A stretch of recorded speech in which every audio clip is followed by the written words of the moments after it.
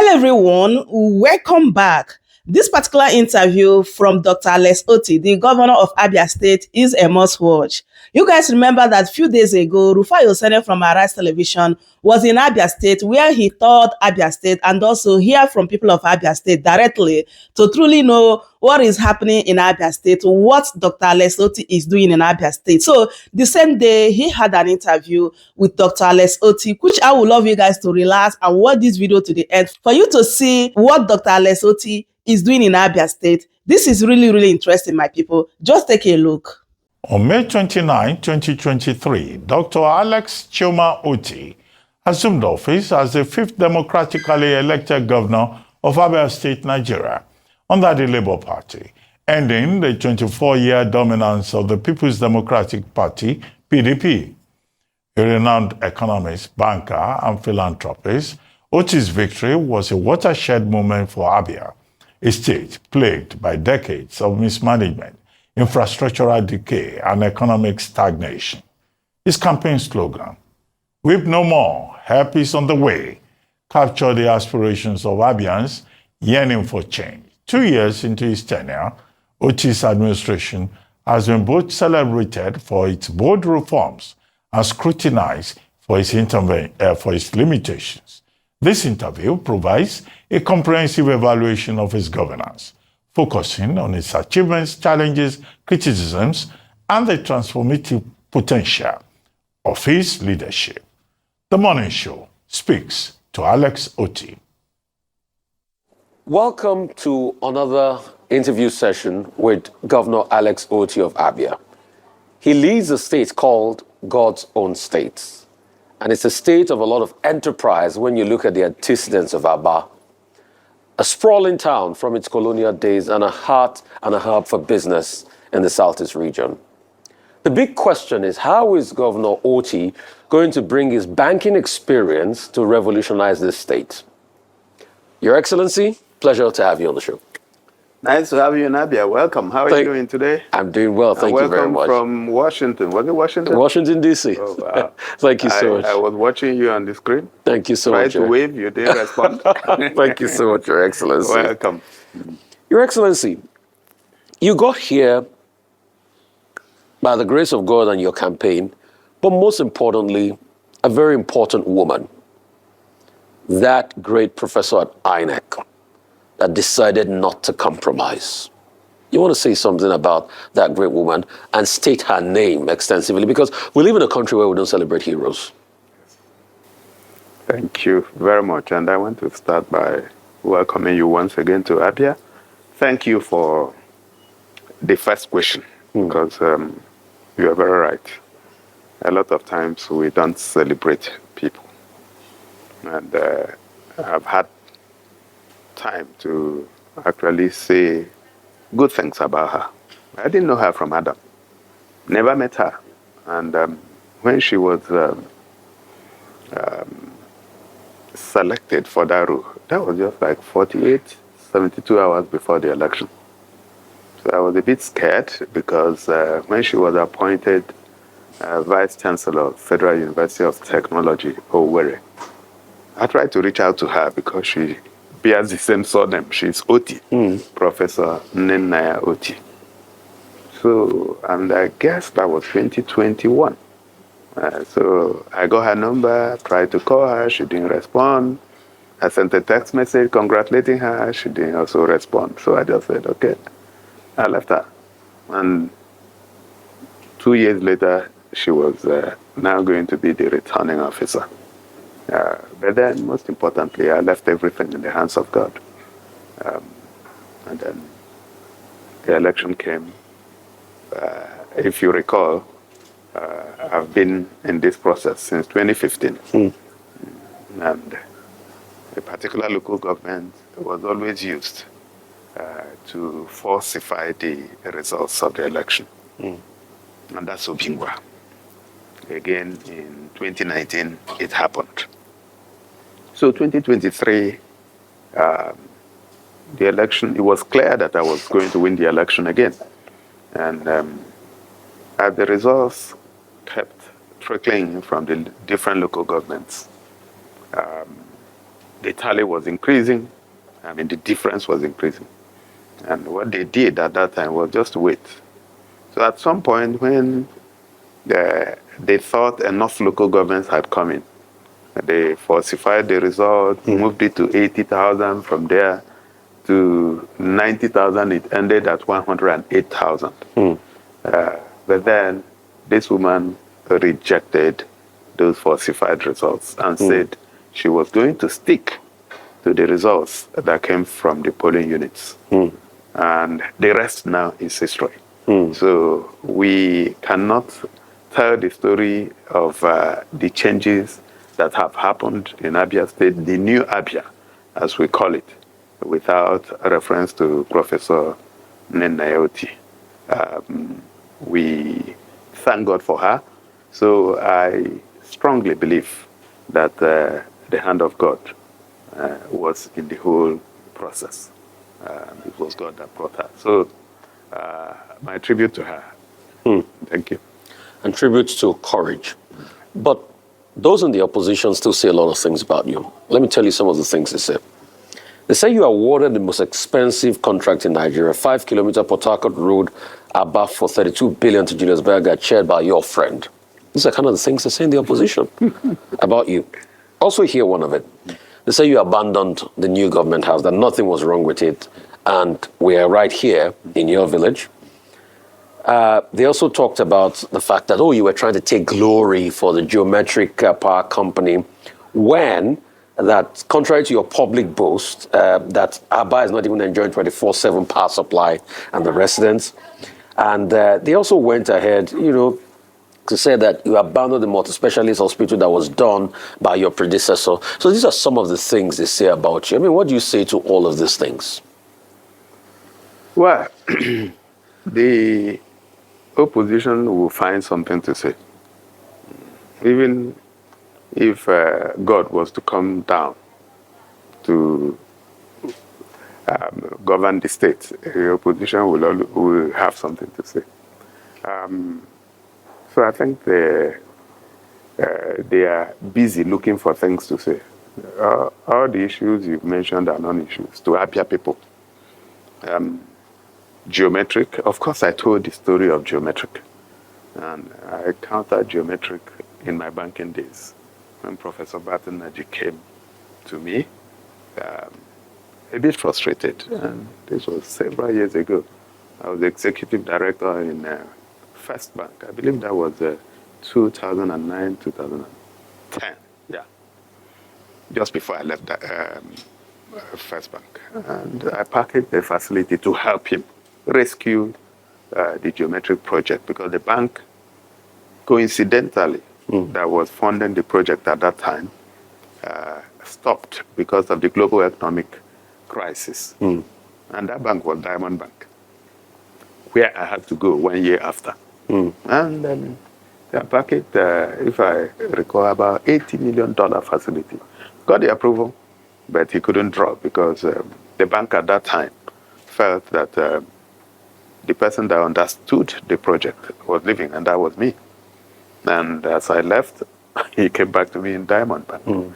And we sat down and provided all the facilities that he required to complete the project. In fact, we completed the project before I left the bank in 2014. That's one problem after another. I believe that's the way God wanted it. What about the Julius Berger contract, that I talked about, that they said you gave to your friend? It's a joke. Julius Berger is my friend. Yeah, they said you gave it to your friend. Who is my friend? These are some of the things the opposition. Okay, so let me. We'll always say. So you know what will happen? Yeah. I'd like you to go to Port Harcourt Road after this interview. Talk to people. That road had been abandoned for over 30 years. Nobody could fix it, except Julius Berger. And everybody knows. So if you go to Abia and make this allegation, you probably not come back. I'm a journalist. I just asked the question. No. So what it is that it's not 5.8 kilometers. It's a dual carriageway. It is something else, and I would like you to just go there. So the allegation the so-called opposition because they couldn't fix it. So somebody has come to fix it. And every other person is very happy. And Julius Beja is handing over the project to me next week. And How much did the project cost? it has gone beyond the 30 billion. So it's actually somewhere about 36.5 billion now. Yeah, that's what it is. And it's good use of money. Absolutely. It's one of the most important parts of the Southeast, not just Abba. Okay, so virtually everything is made on Port Harcourt Road. It's a very long stretch of road. Right. I would like you to see. No, I saw part of it while we were, coming here. No, you've not gone to Abba.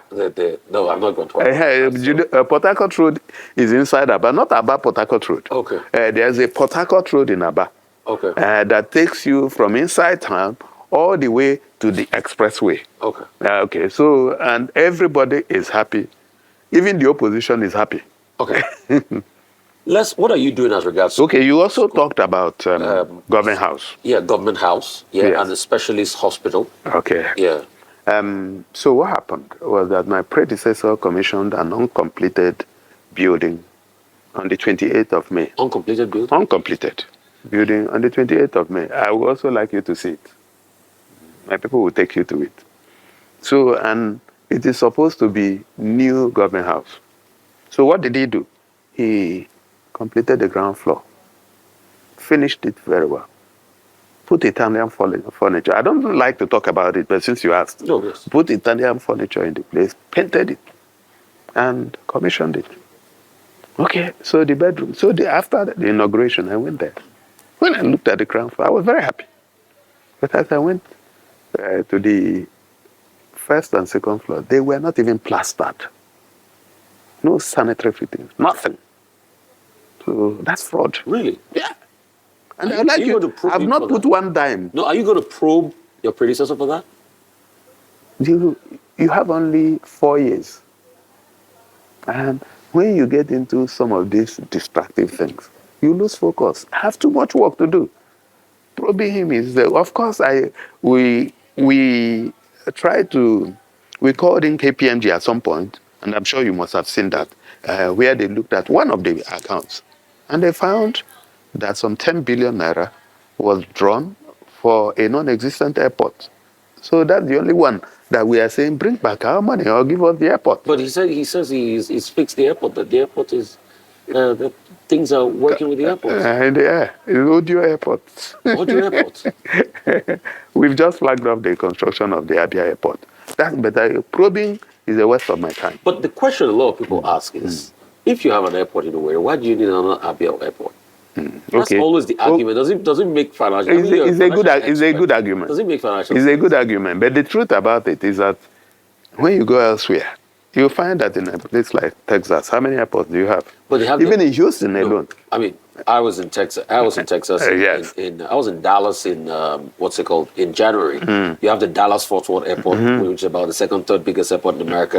Then you have other airports around. Yes, you have Houston, Hobby. You have Intercontinental. You have the economic activity to carry it. Yeah. I just came in from DC. There was Dulles. There was Ronald Reagan. There was Baltimore. We are thinking for the future. But let me tell you something. You don't have the funds. No, let me tell you. The airport. You still have to borrow money. Why are you building it? The airport is not mine. It's a federal government project. Okay. Who's funding the federal government? Federal government. Okay, so let me explain how it happened. Yeah.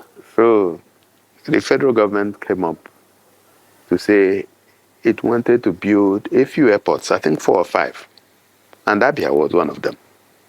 Okay, and it was not going to be an airport, it was an airstrip that they planned. So and I went and met the president. And I said, Mr. President, the difference between an airport and an airstrip is the wrong way. So if you are going to do an airstrip in Abia, can I partner with you and make it a full-fledged airport? And he said, oh, there's no problem with that.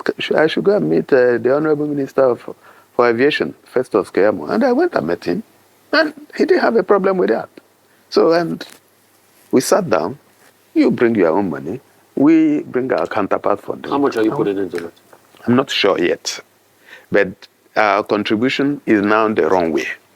How much is the federal government putting into this? Not sure yet, too. That's the work is still going on. So it's still in the ideation stage of the project? No, we have flagged off, but then a lot of work is still going on. But the money you will put into it, where is it going to come from? You have to borrow. Because the state does not have this, the you just sit down. I know you are in the private sector. Yeah, not just in the private sector. Yeah, you know how to raise capital. You are going into my territory. Yes. Just leave that area for me. It's my trade secret, money. I know. Yeah. You raise money. Yeah, so safe to call you Ezego in banking. The king of raising money in banking. Yeah. But it's going to put back a deadline on the states. Don't worry about that. And that's what we're scared of, because most states are not Rufai, let me tell you something. I just saw the numbers from DMO that in 2023, they said we inherited a debt profile of 138 billion. But that's at the end of last year that we reduced it to 66 billion. We've not borrowed one time. So how did you clear it? How did you not borrow? Trade secrets. Tell us about it. No, you have to consult me and pay me some money for me to tell you. Should I turn off the camera? No, you pay me first. Okay, so... But the thing about money, let me tell you. The opposition keeps saying, you are borrowing. That it's a... And then they come with the facts now. Borrowing. Who did I borrow? Did I borrow from them? If I borrowed from a bank, it will be clear. DMO will tell you. But I will let me also the figures of the airport. Let me also go back. Yes. And let you know that by the time we looked at the books and the numbers, we found that it was actually 192 billion that my predecessor handed over to me as debt. How much did it leave for you in the coffers? How much did it leave as money on ground for you to run? So if you have money in the coffers, you wouldn't be owing. So we had netted. If you net off what is left in the coffers, we had a debt profile of 192 billion. So he left nothing? Absolutely nothing. He left nothing in the coffers? Nothing. So when you say, you need to understand, I can leave 100 naira in one account, and I'm owing 100 naira in another account. No, listen, that's how it makes sense. Yeah. Because when you say, how much did he leave? You are owing money, and you are leaving money. Does it make sense? It doesn't. Okay, so what you do is you take the total assets and remove your liabilities, and you know what the net is. And I'm saying the net he left for us was 192 billion. So if more than what the DMO quoted. Yes, because DMO didn't include pension arrears, which we cleared off. They didn't include salary arrears, which we also paid. We didn't include all the parastatals that were being owed, including Oboneano Polytechnic and then the medical personnel. So those we have taken care of. And today, I can tell you the state is running very, very well. Don't bother yourself about where I'm going to find the money, because that's my own area. So you talked about pension arrears. Part of the talking point the opposition said, they said you lied that you cleared the pension arrears. And they said you also repeated that lie by 2023, that you've not cleared any pension arrears. They said they employed some people into the state service before you came in, that you rooted most of them out, you pulled them out, and you said no, that these employments were not done properly. I mean, what do you have to say about all of these things? Well, I have responded to them, but if you need me to respond, I will respond again. First of all, pension arrears, some of them we're talking of numbers of 45 to 56 months. People were not paid. So we sat down with the pensioners. And we said, okay, you are being owed this much. We need to take them out. So the leadership of pensioners sat down with us for a very long period of time. And we agreed. And by Easter last year, we paid a total of about 10 billion to pensioners to clear all the arrears. So it was like you are going to pay in full and final settlement. Somebody's been owing you for 56 months. No chance that you may get it. But I said, I didn't need it. I need this money in advance. So if you were here, or if you watched, you found that the pensioners organized a Thanksgiving service A lot of them were very happy. But what about the people that make the argument, there's unemployment in the land and all of that? And secondly, the case of the multi-purpose specialist hospital that they said, no, was abandoned. We didn't stay part of their talking point. And afterwards, I want us to shift and now talk some national politics, You want to respond to those arguments that say, Which one is national politics? No, we have to talk national politics. There's no how you come here. I don't talk politics. You don't talk politics? I'm not a politician. Okay, you're not a politician, it's fine. But you know a certain individual called Abure. Oh, yes, I know him. Is he part of your national politics? Oh, yes, national politics, National Labour Party politics. Okay. There's a contestation, Okay, so and they're mentioning your name. They said, really? You are the dramatis personae. Do I want to be governor and chairman at the same time? If you hear the likes of Arabami and everything, they said, no, you are the ones, you and your very good friend Peter Obi are the ones trying to take over the reins of the party. And the Abure faction said, they're not having it from you. And they don't want to have it from you. But let's talk about, the specialist hospital scenario first. And afterwards, the argument people make as regards, these people are poor, they finally got a job in government, and you said no. So can you tamper justice with mercy, and things like that? No, that's why I said they should apply whenever the embargo is lifted. Is it not fair? Okay. Yeah, so if you were in my shoes, somebody sets a landmine for you, you want to go and fall into it. Okay.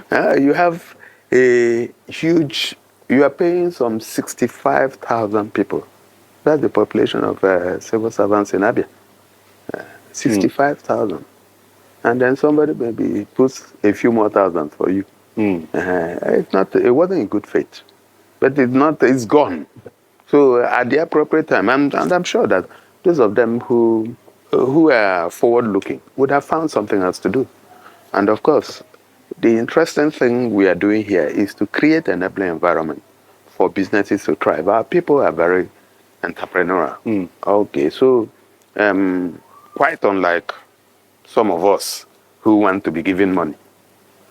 Majority of our people don't want to be given money. They want you to create the enabling environment for their businesses to thrive. And once you fix the roads, you clean the environment, you provide good schools for their children to go to, you have good hospitals they can go to, don't care about government. Specialist hospital. Specialist hospital. Now, the specialist hospital was not abandoned. In fact, it's actually working. What we did was to convert it to a general hospital because it's in Abia. You have the Abia State University Teaching Hospital, which in itself functions as a specialist hospital, also in Abia. So you don't need to set up another specialist hospital in Abia. So what happened before my time is that the Abia State University Teaching Hospital lost accreditation in 2021. And the reason for that was that my predecessors abandoned the university. The Medical and Dental Council of Nigeria came back in 2022 and reaffirmed the loss of accreditation.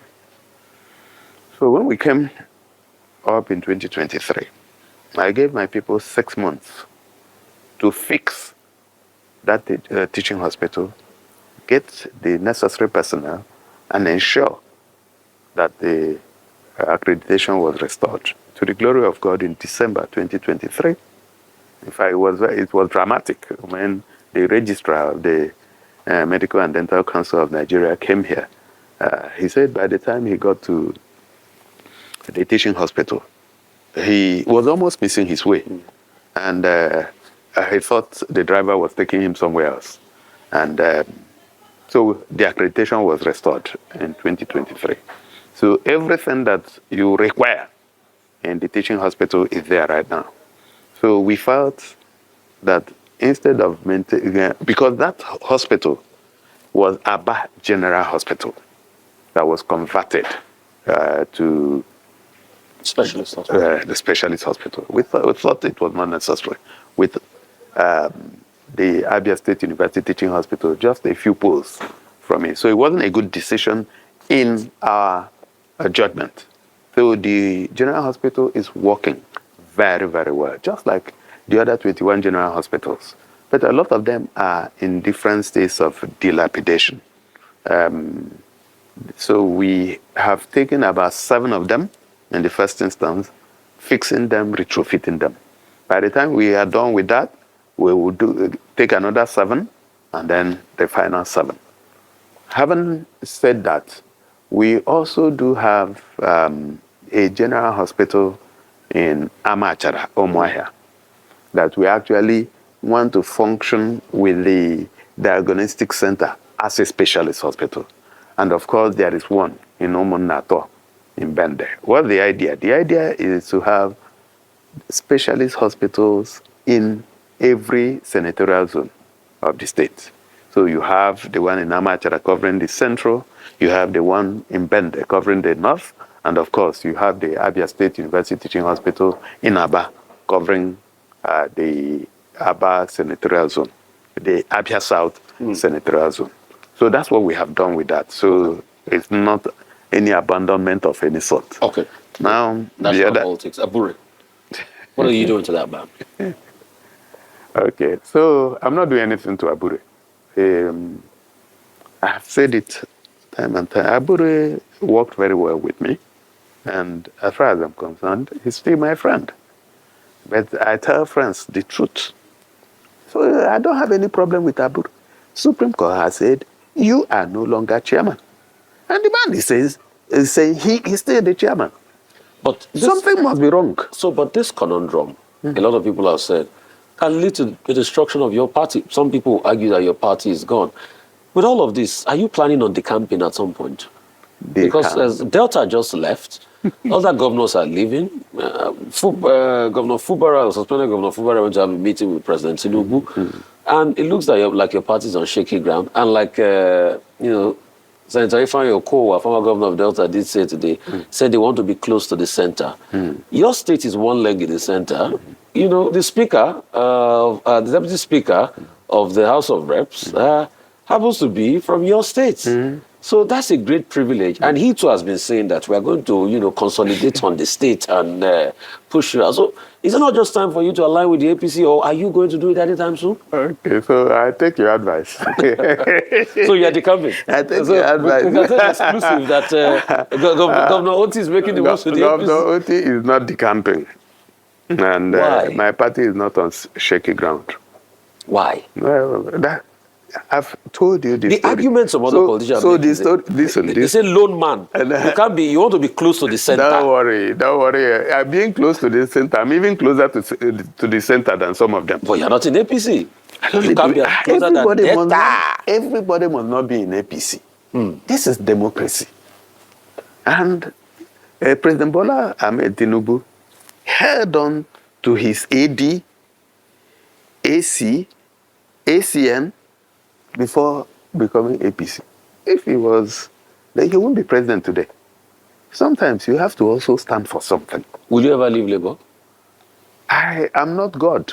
So I cannot say if there's no Labour tomorrow. So you have already predicted for the party. So you might leave. That's what I say. I was elsewhere before. Because some people swore that they were never going to leave APGA. But no, who did? I mean, people move around political parties a lot. Yeah, of course. So are you going to say you are never going to leave? Let me tell you.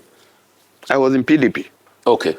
And then from PDP, I went to APGA. So you've been moving around from APGA, I went to APC. I've been in APC. So you've moved around a lot. So that means that's not the issue. You might just continue in that line. That is not the issue. You might go back home. That is not the issue. The issue is that the party that brought me to power is Labour. Okay? And today we have fought and retrieved Labour. So, and I said I will send you the Supreme Court judgment. So when you finish reading it, you will know that Abure is just masturbating. Really? Yes, it's not. He's out. There is. So you can declare yourself. You can declare yourself the president of Nigeria today. You can. Does that mean Rufai is now the president? No, but that means his masturbations are of epic proportion because his masturbations are causing gyrations in the Labour Party as we speak.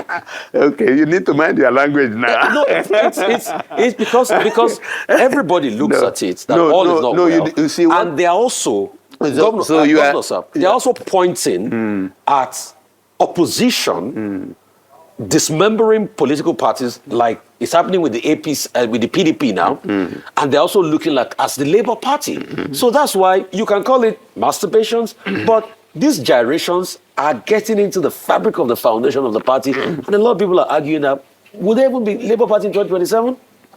Okay, so they are not God. You are just what you are, just your human intelligence and analysis. Just like I'm not God to know if you are still going to leave Labour Party at some point. Exactly, and I'm not God to also say that I will remain in Labour Party or leave Labour Party. Okay. But as we speak, the objective conditions today do not make it for me to leave Labour Party. There is tomorrow anything can change, and I've told you. Okay. And I'm very pragmatic, and I look at things, and of course, if I'm going to take any decision, that decision is going to be taken in full consultation with Abia people. Those are the people who are. Oh, that's the word you politicians say. You always say you do it for No. You see, your decision. I told you I wasn't a politician. Maybe you are the one that are politician now. We are not politicking. No, we must, because the truth about it is that it's Abia people through God that brought me here. So there's nobody is more important than Abia people and God. So, and wherever God wants me to be, but it must be a right move. So it will not be by blackmail. And I always find it difficult to discuss people, because when you are not in their condition, you are not in their situation. So there are things they may know that you do not know.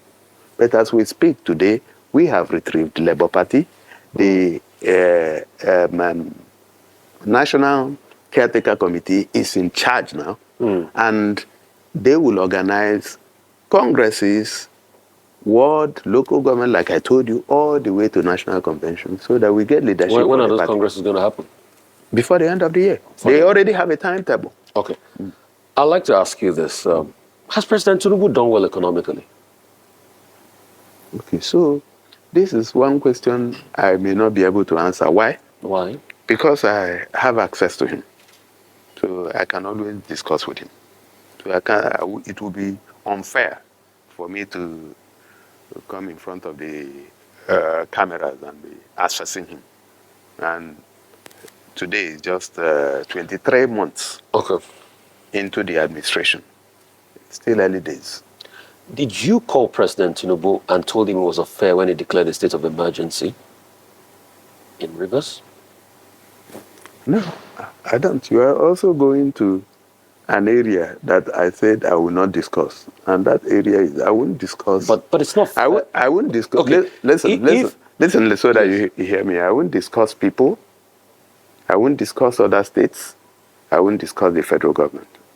Do you also share that private opinion when you see an uptick in inflation despite, I was just at the IMF spring meetings and the numbers were not good. An uptick in inflation despite rebasing. Despite what? The fact that we rebased, the inflation calculation parameters. Yes. And there's an uptick in 24%. The numbers are gloomy. They're saying over a couple of years, inflation might go up 37%. And you guys sit in the economic meeting with the president. Do you ever get to tell him and say, Mr. President, we're sinking, we're going under? Did you start sinking today? It did start sinking today. So you have been sinking. So is it not worth and telling living him? in denial.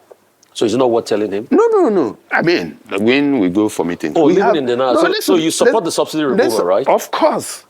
You support the flotation of the naira. Subsidy removal was long overdue. And what was happening?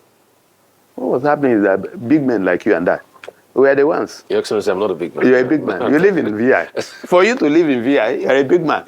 So, in fact, I'm even afraid of you. When I heard that you live in VI, I said, in Lagos, I used to stay in Lekki. I couldn't afford VI. At least you own I don't own a home. Well, we have to find out whether you own, even being a tenant, to have mind to be a tenant in VI, that means that you are such a big man. I'm a tenant. No, but the point is this. Yes. There are a lot of things that we should have done. My interventions in this day. I'd written extensively about this subsidy. So it was a scam. We just needed to do something also about it. Floating the naira? Sorry?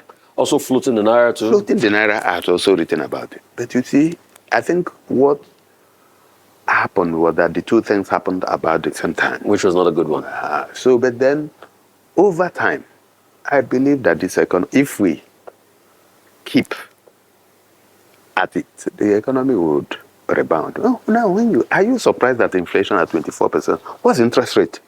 Well, it's super high. Going up to 10. So it goes with interest rate. So if it will keep chasing you, no matter how much you rebase.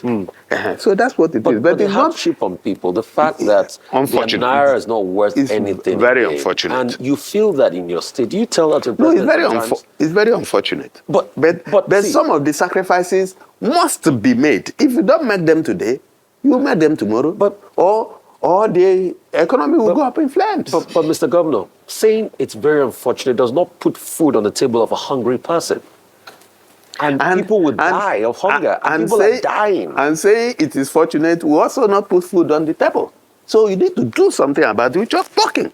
We need to do something about it. So what are you doing? So one of the things that we are doing is to ensure that we create an environment where productivity will happen.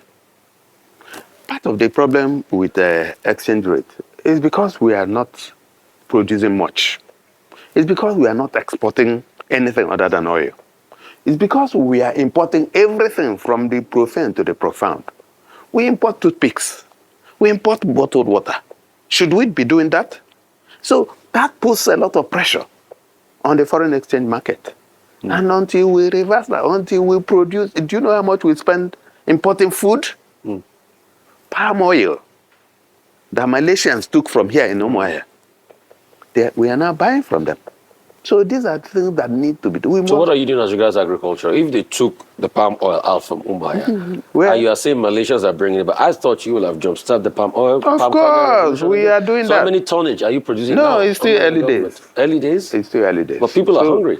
Oh yeah, you have to. I say, so if you're asking how many tonnage, it's early days because we just came. Okay. In Okwa, we have a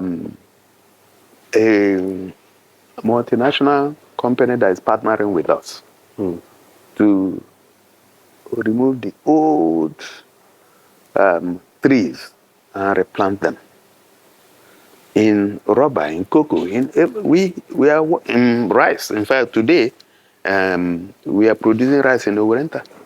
So, but it's still early days. So it's not time to blow the trumpet because we still need quite a lot of time. Governor, make me understand this. Your IGR in a month is, and your federal allocation in a month is how much? Small amount. But you're doing so many things. You want to build an airport, counterpart funding, you're producing this, you're producing that, you're clearing the debt. I mean, how are you doing it? You said it's a trade secret earlier on, but I mean, people would like to know this trade secret. Maybe other governors can, can use it. I mean, because... No, okay, so the first thing is prudence. Prudence. Okay, so one of the easiest things for me to do would have been to start building a new government house. It's not like it's very comfortable. But I know that if I use the money to put into dealing with maybe the road in Umuahia, I will empower a whole lot of people who ordinarily didn't have access. So you have prudence, then you have economies of scale. What is most important? You need to sit down. As a student of economics, I have my priorities listed. So, and I know that if the man in Ariara market cannot get to the market, he cannot add to my GDP. So, he cannot add to my internally generated revenue. I know that if the woman in Bende cannot access her farm, then she's not going to be useful, not to her family or to the government. I know that if I am sick and I cannot get attention from the primary health care center, then I will be useless to the economy. And that's why when we came, we looked at the 948 primary health care centers in Abia. Went round. All of them were in a mess. And we said, okay, we'll put some 8-9 billion in the budget for renovating 200 primary health care centers in 100 days. That is happening now. By next month, it will be 100 days, and 200 primary health centers will be delivered. We'll take another 200 after this one until we get the 948. We looked at the schools. We found that a lot of our children no longer want to go to school. You see them early in the morning hawking banana and granite, kara and all that. So I was embarrassed because I grew up here. And my parents were not rich, but I went to school. And I knew that if these children would not go to school, then they wouldn't have the opportunity that I had. And I said, okay. I wasn't even too sure what the problem was, whether it was the school fees or they just didn't want to, they wanted to make money. So, and I set up a task force. I said, first of all, I said, let's know how much do we make from school fees. Go back to 2023. Go back to 2022. The numbers were almost the same. And it was nothing. I said, if I take away the school fees, would it be an incentive for these children to go back to school? I'm not sure. I said, okay, I'll take away the school fees, but I'll set up a task force to force those. So, Abia is on free education now? Of course. I said, I will force those that don't want to go to school to go to school. Do you know what happened? I set up the task force. And I made an announcement. I said, anybody that will see of school age that was not in school, we are going to arrest him. Not because we wanted to keep him. We want the parents to come so that we can exchange them with their parents. We've not got one person. In fact, the task force that we set up is now going around to ensure compliance, that there is no school where school fees are charged and that teachers are teaching. So I looked at the explosion when the announcement was made in terms of enrollment was so much. And we found we didn't have teachers. And what did we do? We now said, okay, you know what? There are a lot of people. We are talking of civil servants and other. I said, a lot of people don't have jobs. If you are qualified, we opened up a portal. Please apply. We went to hire 5,000 teachers. And in 1 week, we got 17,000 applications. The second week, it climbed to 30-something thousand. And we shut the portal. We now tested them, and today, 4,600 have been hired. We want to take another 4,000 so that we can fit them into those schools. We are renovating all the schools. Okay? So that's what it is. It's not rocket science. So it's just about being prudent, being deliberate, having a plan. Yeah. What do you want to do? And keeping to it. Of course, there's another part of it that's very, very important. The people that you are working with. I don't care where you come from. I'm sure you may have heard that my head of service is from Edo State. I sit down and interview them. And when I interviewed them, and I found he was number one. I got the head of service. Okay, so what's the primary school enrollment rate now, uptick, since this new scheme started in Abia? I don't even, it's been crazy. I don't even, I've lost count of the numbers. People are just streaming. Well, again, what I also found is that a lot of people are leaving the private schools to come to public schools. Because, of course, you have the good quality, you have good teachers, we are renovating the place. And I called the commissioner for education, and I said, we need to now think of what to do to the very serious private school operators. Because we also don't want them to be, they also contribute to the economy. If there's one word in your mind for the people of your states and you can speak to them now, what would that be? Well, when we came, we knew our people who were struggling. They were weeping. And our mantra was, weep no more. Help is on the way. Exactly 23 months after, because today is the 29th of April, 2025. I think help has come. And I believe that they should keep up with the positive disposition. 23 months out of 48 is less than 50%. So there's still a whole lot that we have in store to do. And by the grace of God, we are going to deliver on every promise we made them. The state is in the right hands. The state is moving in the right direction. And we also appreciate that they are very happy with where we are now. So they should remain focused. No one should listen to stories because you can feel it yourself. So, and I also like to thank you for finding time to be with us in Abia here. And we hope you will come again and again and again. Thank you. Thank you so much. That's about all we can take with the governor of Abia State, Governor Alex Otti. It's been a very interesting conversation. Fantastic interview by our very own Rufai Oseni, exclusive conversation with Governor of Abia State, Alex. So, my people, that is it. I hope you guys had everything Dr. Alex Otti said in this particular video for you to see that this man is working. Honestly, he is so focused and determined. Like everything that he is doing in Abia State, he is so intentional. And this is how it's supposed to be, my people. Just as Rufai Oseni, has already challenged other governors that if you know that you are working, call me, let me come and interview you. Let me come to your city and even interview the people of your state to truly know if you are working or not. So this is a challenge to other governors. If you know that you are working, call upon Rufai to come to your state and interview your people to hear from them directly, just as he did in Abia State. So my people, I hope you had everything they discussed here. Honestly, kudos to Alex Otti, the governor of Abia State. He is so intentional about whatever that he is doing in Abia State, and this is how it's supposed to be.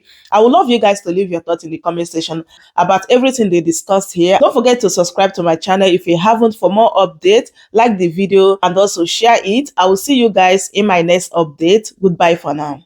Welcome to Shamra Seniors TV.